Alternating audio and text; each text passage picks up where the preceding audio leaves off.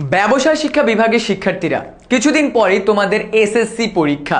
So এই SSC পরীক্ষার আগে তোমরা যদি জেনে যাও কোন চ্যাপ্টার থেকে আমার এমসিকিউ বেশি আসবে, কোন চ্যাপ্টার থেকে আমাদের সিকিউ বেশি আসবে, তাহলে অনেক ভালো হয়। সো আজকে আমি তোমাদেরকে তোমাদের ব্যবসায় উদ্যোগ এই সাবজেক্টটার যে চ্যাপ্টারগুলো আছে তোমাদের শর্ট সিলেবাসে, কোন চ্যাপ্টার থেকে সিকিউ বেশি আসছিল গত বছরগুলোতে, কোন চ্যাপ্টার থেকে এমসিকিউ বেশি আসছিল, এবং এখন থেকে যদি কেউ পড়া স্টার্ট করো কিভাবে করে পড়বা, কোন টপিকটা থেকে বেশি কোশ্চেন আসবে, কোন টপিক থেকে এমসিকিউ আসবে, এই সব কিছু আজকের এই ভিডিওতে তোমাদেরকে বলে দিব। সো ভিডিও লাস্ট পর্যন্ত দেখো, ডেফিনেটলি তোমার এসএসসি পরীক্ষাতে ভালো রেজাল্ট করতে অনেক অনেক হেল্প হবে। সো মানবিক ব্যবসায় শিক্ষা বিভাগের শিক্ষার্থীরা স্টে ফোকাসড। সো আমাদের প্রথম অধ্যায়টা আছে, মনে রাখবা প্রথম অধ্যায় থেকে সব সময় একটা সিকিউ আসেই। প্রথম অধ্যায় থেকে সবসময় আমার কি একটা সিকিউ আসেই। কোন টপিক থেকে আসবে এবার বলি। আমাদের দেখো এখানে বলা আছে শিল্প, বাণিজ্য, প্রত্যক্ষ সেবা। উদ্দীপকে তোমাকে 3টা উদাহরণ দেয়া হবে, একদম স্পেসিফিক বলে দিচ্ছি। মনে করো তোমরা 3 ফ্রেন্ড, একজন ফ্রেন্ড কোম্পানিতে বিজনেস করে যেটা শিল্পের ক্যাটাগরিতে পড়তেছে, আরেকজন ফ্রেন্ড নর্মালি মুদি দোকান চালায় যে বাণিজ্য করতেছে, আরেকজন ফ্রেন্ড একজন ডক্টর যে প্রত্যক্ষ সেবা দিচ্ছে। সো তোমাদেরকে বলবে কোন ফ্রেন্ড কোন কাজ করতেছে, এটা কোনটার ক্যাটাগরিতে পড়ে, এই রিলেটেড একটা সিকিউ আসবে, এই রিলেটেড একটা সিকিউ। এরপরে কি কি কোশ্চেন আসবে? প্রথম কোশ্চেন হলো প্রথম চ্যাপ্টার থেকে ব্যবসায় কি, ব্যবসায়ের কার্যাবলীগুলো কি কি। তারপর হলো আমার এগুলো ক খ বা সংক্ষিপ্ত প্রশ্নতে আসতে পারে। শিল্পের কাজ কি, বাণিজ্যের কাজ কি, বাণিজ্যের সহায়ক কার্যাবলীগুলো কি কি, কয় ধরনের শিল্প আছে, প্রাথমিক শিল্প, মাধ্যমিক শিল্প, প্রজনন শিল্প, নিষ্কাশন শিল্প, এগুলো কোন ক্যাটাগরিতে পড়ে। তারপর প্রত্যক্ষ সেবা বলতে কি বোঝায়, এই রিলেটেড প্রশ্ন আসবে আমাদের ফার্স্ট চ্যাপ্টার থেকে। অ্যান্ড লাস্টলি আমাদের কি আছে দেখো, ব্যবসায়ের পরিবেশ। সো ব্যবসায়ের পরিবেশ থেকে আমাদের যেহেতু এটা সেকেন্ড চ্যাপ্টারের বিষয়, চ্যাপ্টার তো আমাদের নাই, সো আমরা ওইটা কি খুব একটা ফোকাস আনবো না, বাট আমাদের মেইন ফোকাস কিন্তু এই 3 জায়গা থেকে আমাদের ফার্স্ট চ্যাপ্টার থেকে কোশ্চেন আসবে। সো আমরা যদি সেকেন্ড চ্যাপ্টারটাতে যাই, ব্যবসা উদ্যোগ বা উদ্যোক্তা, মনে রাখবা বিগত প্রতিটা বছরে উদ্যোগ এবং ব্যবসা উদ্যোগের মধ্যে পার্থক্য, এই কোশ্চেনটা আসছেই। সো এটা আমাদের 3 স্টার ভাইয়া, ব্যবসায় উদ্যোগ এবং উদ্যোগের মধ্যে পার্থক্য। আমরা যে কোনো কিছুর উদ্যোগ গ্রহণ করলাম বা যে কোনো কিছু করবো, ইচ্ছা প্রকাশ করছি, এটা উদ্যোগ। আর সেটা যদি মুনাফার অর্জনের সাথে রিলেটেড থাকে সেটাকে আমরা বলবো ব্যবসায় উদ্যোগ। সো এখান থেকে আমাদের কিন্তু একটা কোশ্চেন আসবে। এরপরে দেখো ব্যবসায় উদ্যোক্তার গুণাবলী, পাইছো? এটা আমাদের খ মার্কের জন্য ইম্পর্টেন্ট, এটা আমাদের কি খ মার্কের জন্য ইম্পর্টেন্ট। সো এখান থেকে একটা বা 2টা সিকিউ আসার পসিবিলিটি আছে, এখান থেকে একটা আসলেও আসতে পারে, বাট কোন কোন টপিক থেকে স্পেসিফিক আসবে এটা কিন্তু ভাইয়া বলে দিচ্ছি। এরপরে আমাদের কি আছে দেখো, এই যে একটা কোশ্চেন, ব্যবসায় উদ্যোগ ও ঝুঁকির মধ্যে সম্পর্ক। মনে রাখবা ব্যবসায় উদ্যোগ এবং ঝুঁকির মধ্যে সমমুখী সম্পর্ক। তুমি উদ্যোগ দিচ্ছ মানে ঝুঁকি আছে মানে মুনাফা আছে, মুনাফা বাড়লে আমার ব্যবসা উপরে উঠবে। আবার যদি আমি ঝুঁকি না নেই তাহলে আমার মুনাফা কম হবে, তার মানে কি ঝুঁকি ও মুনাফার মধ্যে সমমুখী সম্পর্ক, এই রিলেটেড কোশ্চেন একটা আসবেই আমার। সো আমি কিন্তু পয়েন্ট দাগাই দিচ্ছি, স্পেসিফিক করে পয়েন্ট দাগাই দিচ্ছি।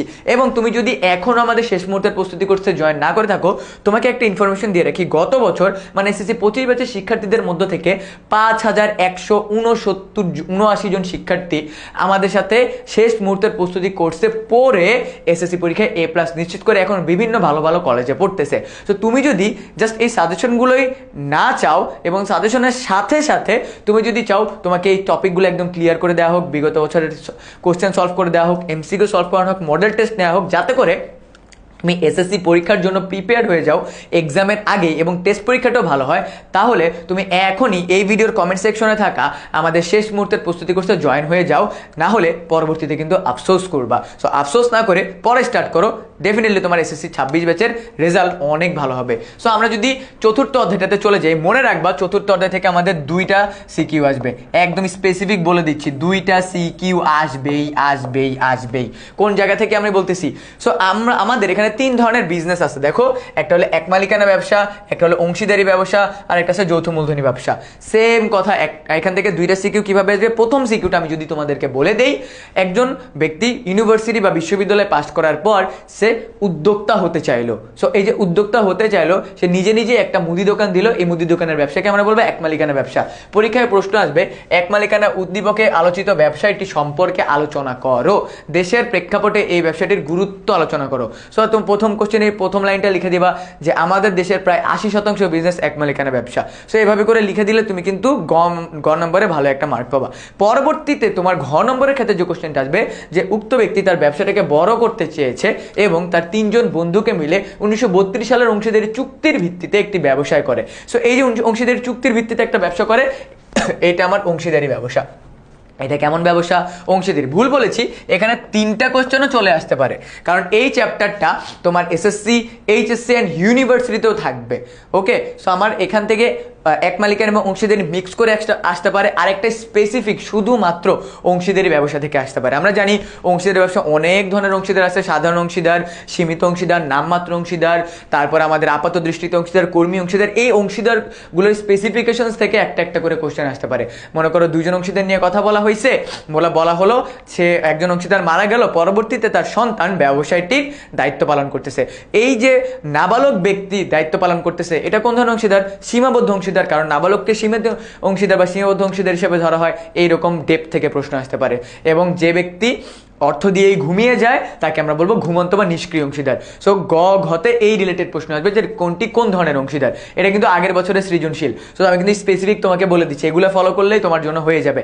অ্যান্ড লাস্টলি যেখান থেকে আরও একটা কোশ্চেন আসতে পারে সেটা হলো 3 স্টার যৌথ মূলধনী কোম্পানি। মনে রাখবা, public limited company, private limited company থেকে কোশ্চেন আসবে। কে শেয়ার ইস্যু করতে পারে, কার সদস্য কতজন, তারপর হলো স্মারকলিপি দিয়ে কি করা হয়, পরিমেল নিয়মাবলী দিয়ে কি করা হয়, এই জায়গা থেকে একটা কোশ্চেন আসবেই। সো আমি যদি তোমাদেরকে একদম স্পেসিফিক করে বলি, আমাদের এই চ্যাপ্টার থেকে এমসিকিউ তো আসবেই।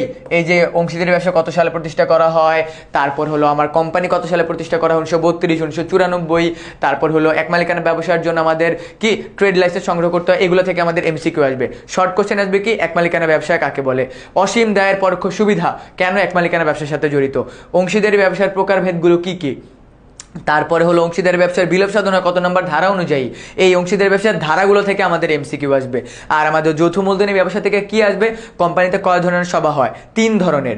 তারপরে হলো তোমার অংশীদারি কোম্পানি যদি ন্যূনতম মূলধন সংগ্রহ না করে তাহলে বাধ্যতামূলক বিলোপ সাধন হয়। এইগুলো থেকে আমাদের শর্ট কোশ্চেন আসবে। অ্যান্ড শর্ট কোশ্চেন আসতেছে, এমসিকিউ আসতেছে, সিকিউ অবশ্যই আসবে, অবশ্যই আসবে। সো আমরা কিন্তু ইন ডেপথ এই চ্যাপ্টারগুলোকে আমাদের শেষ মুহূর্তের প্রস্তুতি করতে পড়াবো। সো এখনই জয়েন করে ফেলো ভিডিওর কমেন্টে থাকা আমাদের শেষ মুহূর্তের প্রস্তুতি কোর্সের লিঙ্ক থেকে। এরপরে আমাদের আছে 6ষ্ঠ অধ্যায় ব্যবসায় পরিকল্পনা। ব্যবসায় পরিকল্পনা থেকে আমাদের কি আসবে, দেখো এই যে দেখো এখানে আছে macro screening, micro screening, important 3 star. Macro screening, micro screening থেকে আমাদের একটা কোশ্চেন আসবে এবং আমাদের আত্মবিশ্লেষণ, দেখছো পাইছো আত্মবিশ্লেষণ, এই আত্মবিশ্লেষণ থেকে আমাদের শর্ট কোশ্চেন আসবে এবং ম্যাক্রো স্ক্রিনিং, মাইক্রো স্ক্রিনিং থেকেও আমাদের শর্ট কোশ্চেন আসবে। সো আমরা কিন্তু বুঝতেছি আমাদের কোন কোন টপিক আমাদের ইম্পর্টেন্ট। আমি কিন্তু পুরো বই দাগায় দিচ্ছি না, আমি কিন্তু স্পেসিফিক করে টপিক বলতেছি, কারণ আমি দেখছি এই টপিকগুলো থেকে বারবার প্রশ্ন আসে আর আমি চাই তোমরা ভালো করো।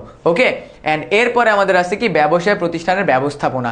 এই যে দেখো ব্যবসা প্রতিষ্ঠানের ব্যবস্থাপনা থেকে আমাদের এই যে সংগঠন এবং নেতৃত্ব, আদর্শ নেতার গুণাবলী পাইছো, এই 3টা টপিক আমাদের কোশ্চেন। আমাদের কোশ্চেন আসবে কি সংগঠিতকরণ কাকে বলে, প্রতিষ্ঠানের জন্য প্রয়োজনীয় উপকরণ সংগ্রহ করাকে আমার সংগঠিতকরণ বলা হয়।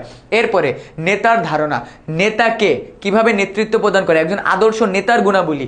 আমাদের উদ্দীপকে বলা হবে একজন নেতা, মনে করো জনাব সাইদ, সে বুঝতে পারে পরবর্তী 2-3 মাস পর ব্যবসায় কেমন পরিস্থিতি হবে, এটা তার দূরদর্শিতা, এটা আদর্শ নেতার একটা গুণাবলী। সো তোমাদেরকে গ নম্বরে বলা হবে উদ্দীপকের জনাব আসলামের মাধ্যমে বা জনাব তারেকের চিন্তা ভাবনাতে একজন আদর্শ নেতার কোন গুণাবলীতে ফুটে উঠেছে, এই ক্যাটাগরি থেকে আমাদের এসএসসি পরীক্ষায় প্রশ্ন আসবে।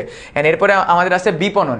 এই বিপণন থেকে আমাদের এই যে দেখছো বিপণনের কার্যাবলী, হ্যাঁ, এখান থেকে মৌখিকীকরণ থাকতে পারে, প্রমিতকরণ থাকতে পারে, পর্যায়িতকরণ থাকতে পারে। আমি জানি তোমরা প্রমিতকরণ, পর্যায়িতকরণে অনেক কনফিউশন, এই কনফিউশনগুলো ক্লিয়ার করার জন্যই আমাদের শেষ মুহূর্তের প্রস্তুতি কোর্স আছে। ওকে, সো এখান থেকে তুমি টপিকগুলো বুঝে নাও, শেষ মুহূর্তের প্রস্তুতি কোর্সে এসে পড়াটা কমপ্লিট করে ফেলো অ্যান্ড আলটিমেটলি এসএসসি পরীক্ষায় একটা ভালো রেজাল্ট করে ফেলো, এইটাই আমরা চাই। এরপরে আমরা যদি পরবর্তীটাতে চলে যাই, দেখছো এই যে বিক্রয়কতার ধারণা এবং আদর্শ বিক্রয় কর্মীর গুণাবলী। হয় না মাঝে মাঝে তুমি মনে করো কোনো একটা প্রোডাক্ট কিনতে গেলা, তোমাকে দোকানদার কি বললো, আপু বা ভাইয়া আজকে সারাদিনে এই প্রোডাক্টটা অনেকজন মানুষ ধরেছে, বাট কেন জানি আপনাকে দেখে মনে হচ্ছে এই প্রোডাক্টটা আপনিই কিনবেন এবং ভাইয়া বা আপু এই প্রোডাক্টটা না আপনার জন্যই রাখা হয়েছিল। সো দেখতেছো সাইকোলজিক্যালি এই যে বিক্রয়কর্মী বা সেলফ রিপ্রেজেন্টেটিভ তোমার সেলসম্যান যে কিভাবে করে কথাবার্তাগুলো বলতেছে, এগুলো কিন্তু একজন বিক্রয়কর্মীর গুণাবলী। সো এই যে কথার মার পেঁচে ফেলে দেওয়া, এটা কেমন গুণাবলী, এগুলো থেকে কিন্তু আমাদের প্রশ্ন আসবে। আদর্শ বিক্রয় কর্মী কি কি কাজ করলে তার মুনাফা বেশি হয়, এগুলো থেকে আমাদের একটা সিকিউ আসবে। ওকে, একটা কি আসবে? সিকিউ আসবে। অ্যান্ড এরপরে ব্যবসা নৈতিকতা। মনে রাখবা, একটা এমসিকিউ আউট করে দিচ্ছি আমি। সিএসআর এর পূর্ণরূপ কি? Corporate social responsibility. ব্যবসা নৈতিকতা বলতে কি বোঝায়? ব্যবসায়ের সামাজিক তোমার দায়বদ্ধতাগুলো পালন করা, সঠিক মাপে পণ্য প্রদান করা, তারপর হলো খারাপ পণ্য না দেওয়া, দাম বেশি না রাখা। অপশনে যেটা থাকবে সেটা অ্যান্সার করে দিবা। সো আমাদের এখান থেকে এই যে দেখতেছো সামাজিক দায়বদ্ধতা, এইখান থেকে আমাদের একটা সিকিউ আসবে। অ্যান্ড স্পেশালি এই চ্যাপ্টার থেকে আমাদের এসকিউ আসবে। ঠিক আছে, সো আমি কিন্তু অলরেডি তোমাদেরকে বলে দিলাম কোন চ্যাপ্টার থেকে কিভাবে করে প্রশ্ন আসবে।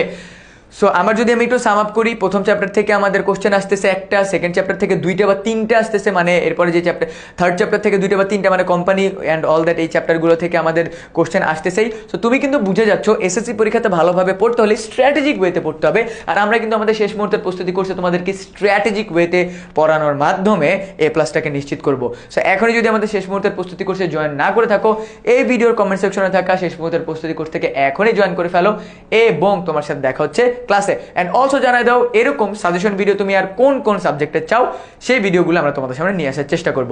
সবার সাথে দেখা হচ্ছে শেষ মুহূর্তের প্রস্তুতি কোর্সে।